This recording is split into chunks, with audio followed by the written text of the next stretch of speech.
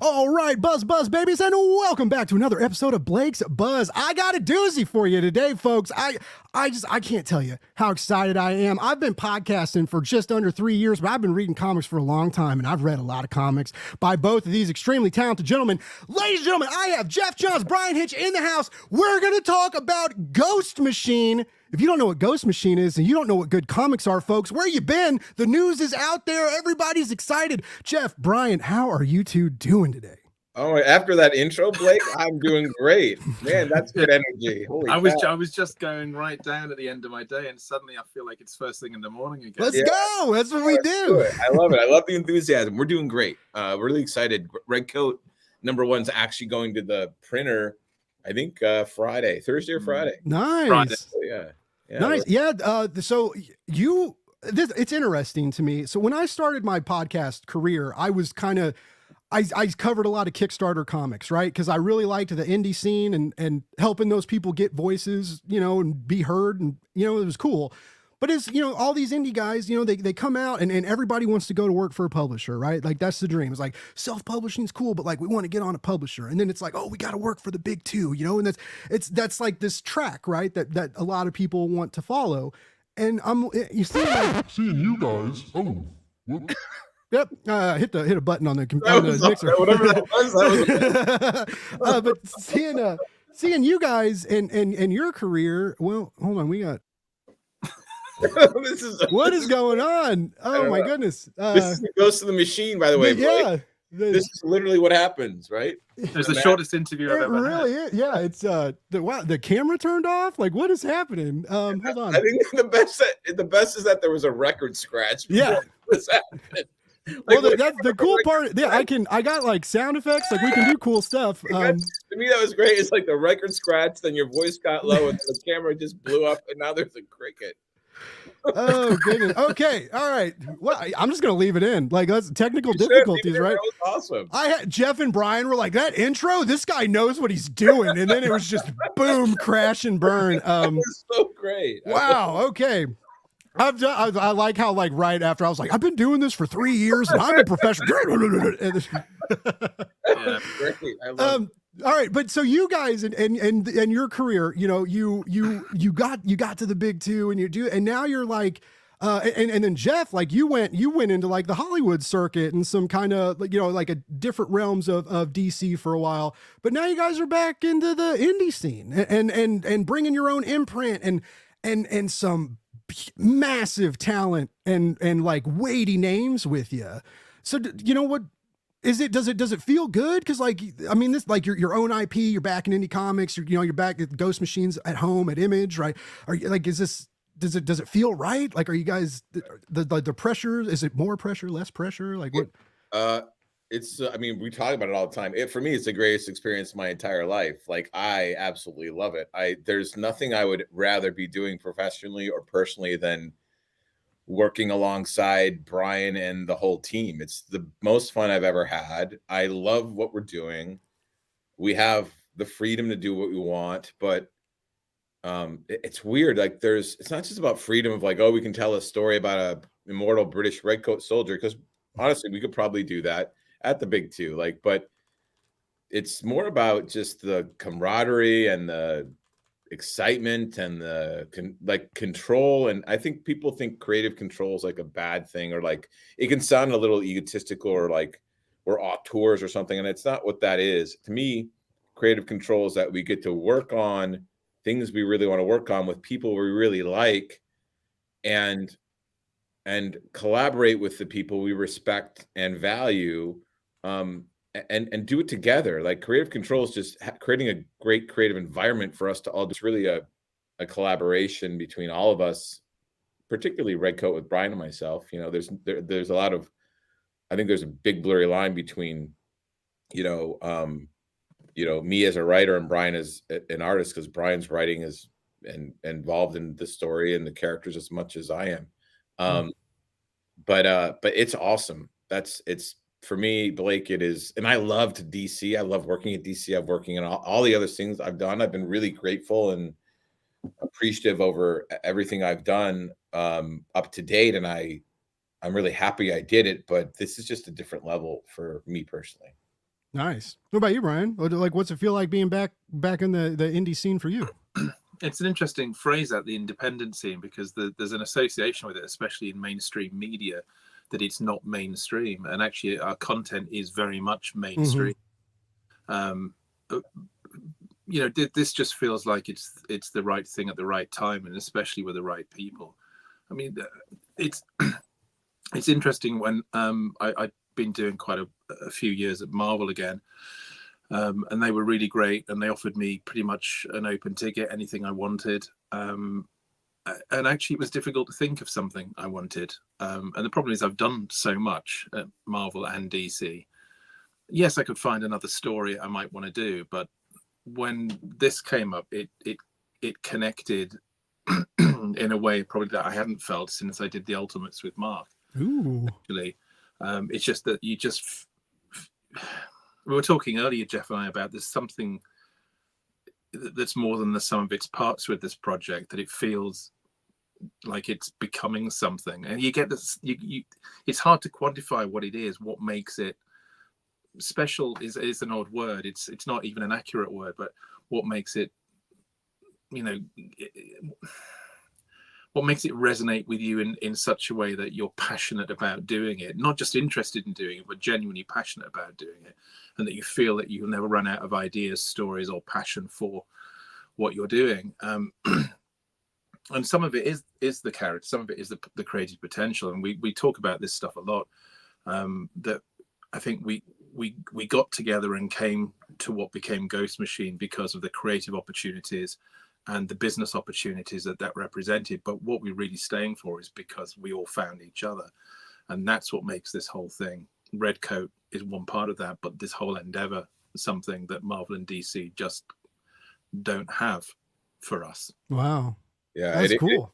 It is, Blake. Like when we all met, we all kind of know each other. Some people never met before, but when we all met in New York and we had kind of like a summit, a company summit. There were like 20 of us, and it was the first time a lot of us were in the same room together. Certainly, I mean, I'd only spent, Bryan, with you dinners, right? A couple hours.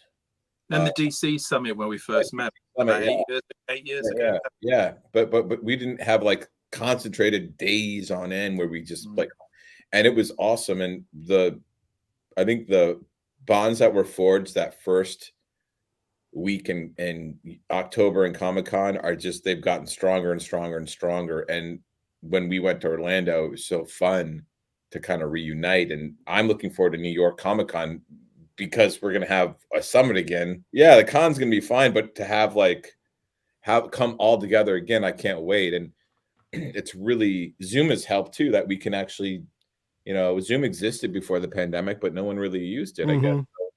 But the fact that it's become so prevalent in work and life, yeah, it really helps too, because we get to see each other, like actually see each other and talk to each other, and you do feel like you hang out, and it's nice. And you can tell when they roll their eyes at you, like when they're like, yes. "Oh, Geoff, that's a great idea." Like you're like, "No, I can see the lie." Exactly. I'm sure no one ever tells you that, but like, you know, but I've said, like when I'm doing my shows, you know, like I like, if I make a joke, I can like tell them like, okay, they laughed or they you know, they're not just like over there like, oh, this guy, you know. So it's nice. It's that, but yeah, it adds a bit of intimacy to, you know, to the moment, and like you said, makes it kind of feel like hanging out. And yeah, when it brings people together, and which is cool, because this group that you guys have brought together is like, who started this? Whose wild idea was it? Geoff. It was all you, Geoff? Yeah, but it started with Geoff and I mean, it did, but it was like it started with, honestly, Gary and I had wrapped up Doomsday Clock. I mean, Bryan and I were talking about doing a book for DC. Like we were talking, like there were a lot of conversations going on, and Jay and I had been finishing 3 Jokers, and we were going to do something else for DC. And Gary and I had done Geiger, and it did pretty well.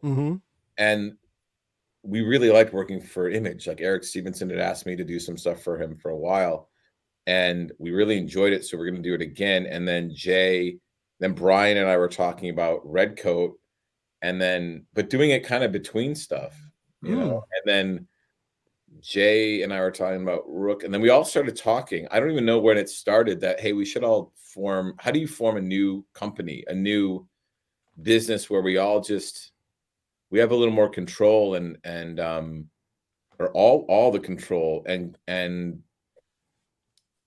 I don't know. I don't really know the day. I can't point at the day or the moment that it was like, let's, let's try and do this and build this. But it started with kind of us four, and then it expanded into with everybody else, Francis and Peter and Ivan and Brad Meltzer and Lamont and Maytal and Rob Lee and Brad Anderson. Everybody just kind of came in. Nice. But it was just organic. But we've been working on this for 2 years, Brian, right? At this Well, point. we started, we introduced REDCOAT 2.5 years ago. We started drawing that previous story, and then we kept trying to find time to do what was going to be a first miniseries. Now we're getting to do it as a multi-year ongoing monthly. So going to be the longest run I've ever had in comics, actually. Wow, that's cool. Yeah, and it kind of organic, because it's funny because we were going to do REDCOAT, and then like DC and Marvel stuff just got in the way. Like it just gets because it's it becomes your main gig, and you want to do this other stuff. But I remember like it was always hard because I would just get more work from DC, whether it's in TV or film or whatever, and it would just occupy my time. And there was a point where I said, I have to go 100% all in, like like turning down jobs, which is hard to do, right? Like turning down big jobs and like other opportunities because I believe in Ghost Machine so much. I believe in what we're doing so much that I'm 100% only doing this. Like that's all I'm doing is Ghost Machine. It's all got to be connected to Ghost Machine. And then when that decision was made for all of us, that's when it opened up and we could just go all in. Wow. We really spent a lot of time looking at other comic companies, building our company, the infrastructure of it, the business plan of it, to really maximize what we could do together. And all of us, we co-own everything. Like, so, Gary Frank owns some of REDCOAT. Like everyone co-owns everything. We own everything together because we own Ghost Machine together. And that has changed the game, I think, for how we think about the business too, and the books, because as Brian said the other day, like, and I feel the same way, like if Rockefellers is our greatest, biggest book, great. Awesome. Like we're only competitive with each other, making the books great. Like I see, what Pete and Francis are doing on Rockefellers. I'm like, oh my God, I want REDCOAT to be a great book because that's a great book. But I want everything to succeed because we're connected. We're all rooting for everybody because these are our books. Like Rockefellers is our book too. Nice. Well, not only are you rooting for everybody, and it's not only like the collective, like creative, but like the world it's a collective world, right? Like it's all interconnected and built together. When you start, because I remember when Geiger initially came out, and I remember when you kind of started building on that world, and then with like the one shots and then the announcements, and now that's you're bringing that into Ghost Machine and building, like adding and building to that world with these other IPs now. Was that a difficult process, like to kind of have like an established idea and then bring in all these other creators or was that like, was it easy? Did you guys just kind of vibe and throw ideas around and it became this kind of like organic process where all these other ideas came? It was very easy. I mean, Brian, I mean, REDCOAT although it lives in the unnamed universe with the unnamed books like Geiger and Junkyard Joe, Northerner, and First Ghost, like REDCOAT, you can read REDCOAT on its own and it feels fully nice. Or it's like, to me, it's like those old classic DC books, like the original Vertigo line I loved when they had like Animal Man and Shade the Changing Man, Control, all those books, they were part of something bigger, but they all had their own tone, their own, characters, supporting cast, themes, like storylines. And although they were technically part of something bigger, they just felt so unique and defined and special. And they didn't feel like cookie cutter superhero books, Okay. you know. And for me, that was, you know, I remember reading, you know, Hellblazer and Sandman and all those. Every book just felt very special, and they were part of something bigger, but they were still very, you know, individual in the Would same. you Yeah, guys say that's a void you're trying to fill, right? Since I, like I don't since the think I don't think vertigo's we're trying gone, to. or No, I don't think we're trying to fill any void. We're just trying to do the books that we're passionate okay. about. You know, the plan isn't. You know, the plan is really just make really great books and, you know, interest people in reading them, and that's it's no more complicated than that. We're not Wow. looking at the market saying, and yeah, we are actually ultimately doing, I think, books that nobody else is doing, but that's Mhm. because we all have different interests and different passions. You know, Pete really loves writing, you know, family dynamics and family fun drama. So, you know, with this Batman and Robin Super Sons and his Superman run, that was obvious. So when, you know, you say to Pete, what do you want to do? He just gravitates to what interests him. When we came up with Redcoat, because it was really just, it was developed out of stuff that interested us, and its flavor is out of stuff that we're interested in doing. We were talking today, I mean, as fun as it is, there's a really complex human story at work under this with Simon's journey. It isn't just the story of an asshole. Yeah, and yeah, it does have thematic, you know, these like tonal similarities with things like, you know, Guy Ritchie's Sherlock Holmes movies, in Indiana Jones and the Pirates movies. But it's you know, Simon's not Captain Jack and he's not Indy. Is Hmm.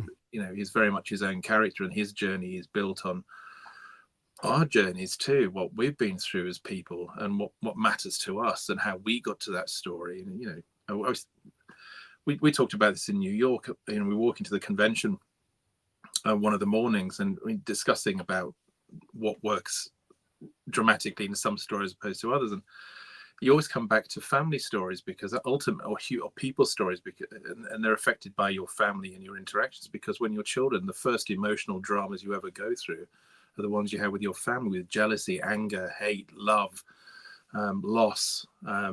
You know, that's, you know, whether you're fighting with your siblings or your parents have disciplined you, and there's suddenly your resentment builds and you want to get revenge on your parents. But, you know, these are real emotions you feel as children. But they're what all drama is built on, you know, those sort of things. So Simon's got this very complex human journey that takes him centuries to go through. It just happens to involve an awful lot of magic, fantasy, and alternative American history as well. Are you guys history nerds? Like, was it, or I mean, like that time period, that political sphere, like you know, the revolutionary period and stuff. Like, does that did you guys know a lot, like, going in, and you were like, oh yeah, like, let's tell a story here? Or was there a lot of research that took place as well? There's a there's a lot of research. My mom's actually the biggest history nerd I know, and her family goes all the way back to the American Revolution. So it's fun to talk to her Cool. about it. Yeah, she's like super into it. But I mean, I don't quite know, like Redcoat. I was talking to Brian earlier, as we do too, and Redcoat developed just out of like, you know, he said, like, to me, and this book doesn't exist with any other creative partner. It just can't. Redcoat won't exist. Redcoat and Albert Einstein specifically too. Brian does the greatest impression of him. I won't make you do it, Brian, but oh my God. But anyway, Redcoat and his sidekick, you know, 12, 13-year-old Albert Einstein, they're these characters just wouldn't, I just wouldn't be able to do the book, or the book wouldn't be the book. It wouldn't exist without Brian, my friendship and partnership with Brian, because the characters, both of us, like the books, both of us, the book is like, and our sensibilities overlap quite a bit. I think we've learned that as we've spoken over the years, that Brian and I have a lot of similar sensibilities in terms of story, and like, you know, what we gravitate towards in the stories I think we want to tell, and the kinds of the scale of them, and the personal nature of them. There's a lot of overlap, but there's enough on the edges that just kind of brings it together, that is kind of fusing it all together and makes it really special and fun. And honestly, the I talk about the humor a lot in the book because I just enjoy it so much. But that comes specifically from Bryan, my conversations with Bryan, all that stuff, specifically the fun of it, and then the human pathos of it, all the like, it's almost like the weightiest stuff and the lightest stuff come from our relationship and get put into the book. And they've made that book, it's like just a recipe of kind of creative, collaboration and friendship and our respective lives. And that's why I'm so excited about things like what we're doing at Ghost Machine, because it's not like we're doing a run on Green Arrow, which I'm sure Bryan and I would kick ass at. That would be a good run. But yeah, it'd be a killer run. I wouldn't be mad. Get out of here, Joshua Williamson. He was on the show the other day. He's busy with G.I. Joe. You guys can go take over Green Arrow. It's fine. But REDCOAT, it's different when you're doing something like this, where it's born out of you. Nice. It's born out of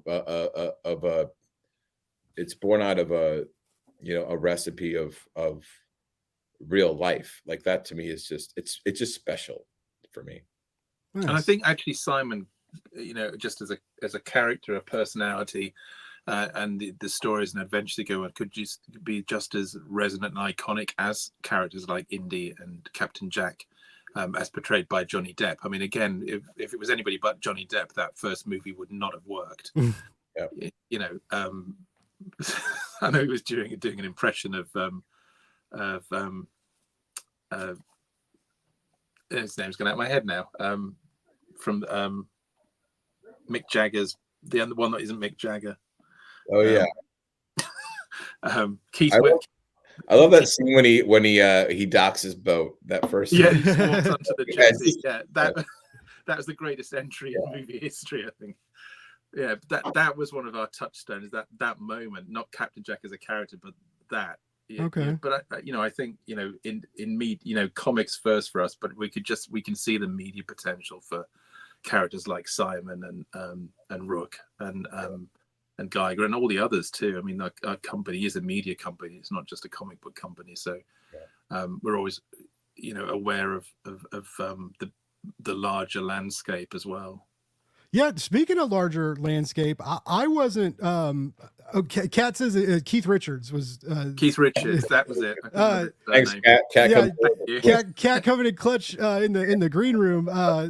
We can edit out all of my bumbling attempts at remembering. Oh yeah, we'll edit that. I dropped a drink on my studio board. Just kick this off. So this is good. That's the vibe we need. I think it's all part of the magic of entertainment. Yeah. The unscripted magic of scripted entertainment. Makes life interesting. But so yeah, I didn't realize you guys were doing all ages books until like the Ghost Machine one shot came out that kind of talked about that. It was interesting to me because a lot of these titles are very intense and the art is very gritty and it's a little violent, a little mean, and edgy, and then you guys are wanting to bring in like these all ages narratives too, which I think are wildly important because I think cigarette companies are garbage and cigarettes are terrible and quitting them was the best thing I ever did, but they're smart because they get you when you're young, right? Like get them when you're young. And I mean, comics need to do that. I really do. Like we need readers when they're young and we need to snatch them and keep them and keep them forever. Right. So that they grow up and keep going to shops on Wednesday and buying the omnibuses. And so I think it's important. So was that always like the plan? Like that you guys wanted to like encompass the whole audience? Yeah, the plan was always to have different tonalities and genres. Yes. We love superheroes, but early on we're like, we don't want to do straight superheroes because we've just done that. And DC and Marvel have that covered very well. The Boys does it very well. Like there's so many great superheroes out there already. And, you tend to start going, oh, this is our version of Superman or our version of Batman or whatever. And we wanted to explore things we haven't done before. And the genres just kind of filled out. Like you've got kind of more gritty, violent books like Geiger or fun, adventurous, swashbuckling books like REDCOAT or Rook. Like Rook and Jay's really focused on it. He wants Rook, a 10-year-old can read Rook or a 50-year-old can read Rook. Like he wants everyone to be able to read Rook.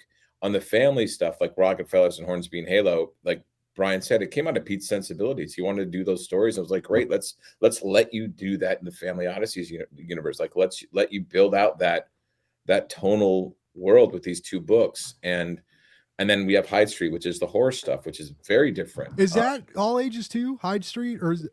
That Because is the art does not look all ages. I was like, Hyde Street is, our all ages. I think Pete would talk about that. Is it doesn't mean it's for kids, it's for everybody, right? Yeah. And it's got real emotional, just like his Super Sons and Batman and Robin and Superman, like Bryan mentioned. It's got real stakes, real emotional relationships and depth and themes, but the Hyde Street stuff is going to be, a little more darker and bolder. Nice. Yeah. Well, I think everybody who got that one shot is excited about it. Everybody I know in press that's been getting the press release is excited about it. Just us regular nerds that go to the shops on Wednesday are excited about it. And speaking of shops, so we gotta mention this, because I don't know how many, we always got to tell these people to pre-order your damn comics. But they still don't pre-order the comics. But I'm still out here, guys. I tell them all the time. I'm like, pre-order your comics. Pre-order your books. FOC for the big Ghost Machine Day in April. We're looking at March 11th, folks, because on April 3rd, you've got the new Geiger. You've got the Redcoat that we've been talking about. And you've got Rook, Exodus. All 3 of these premieres coming April 3rd. You got to pre-order them. You need them. Get all the variants, get everything. I mean, right? That feels smart. Just get in on the ground floor and go in hard. That's what I think. And Blake, let me tell you something too, on for Redcoat and Rook, because they're new, Geiger has 1 trade out on the first series. So that's there. And there's also a Junkyard Joe trade if people want to read that too. But the Redcoat issue 1 and the Rook 1 are both, double-sized issues. Ooh. All $3.99, best paper quality, cardstock covers. We really want people, when they pick up those 3 books, it's going to feel pretty Nice. Hefty. It's going to take them a while to read them too, which is what I like. I used to love on Wednesday when I'd have a stack of books and I would have that time with comics. And I think for us making that this first Ghost Machine Day, this Wednesday, April 3rd, to feel substantial when you get those 3 books, and they're all 3 so different. They're so different, and I'm excited about that people can experience kind of the start of the variety and diversity we have among the books. Very cool. I got a question for both of you. What books of Ghost Machine, or what's the Ghost Machine title that you're not as involved in, or your name's not on the cover, right? But what's the titles that you guys are personally excited for, other than obviously your own? All of them, actually. I mean, seriously, there's no weak. They do. I haven't seen any weak spots. Everything I've seen, I've been I would read that.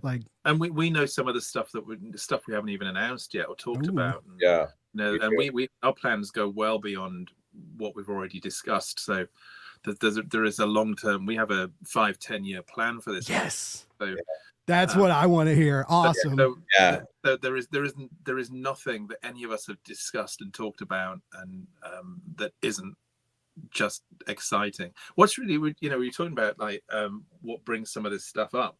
When we were in New York last year, and we knew Peter Schneeber was coming in to do another book with Pete, and that became Halo and Hornsby. And I remember Pete, we were sitting in the bar at the hotel on after the second day of the summit, and before anybody had even ordered a drink, Pete just sat down at the table and said, Pete says Peter says he's in, but I have no idea what I'm going to do with him at all. I said, I'm sure you'll come up with something. And Pete looked at me and said, yeah, but it could be about this Halo, this angel and this demon and family and a hostage. And he said, and then literally in 5 minutes he'd got the book. And that's what's great about this, is that there is, even if I do the stories I want to do on Redcoat, I want to on Redcoat monthly, the amount of monthly we're going to do on Redcoat, and the stories I want to bring to Ghost Machine as well, just solo, I'd have to do 16 issues a year for 10 years to do them, and that's what we've got already,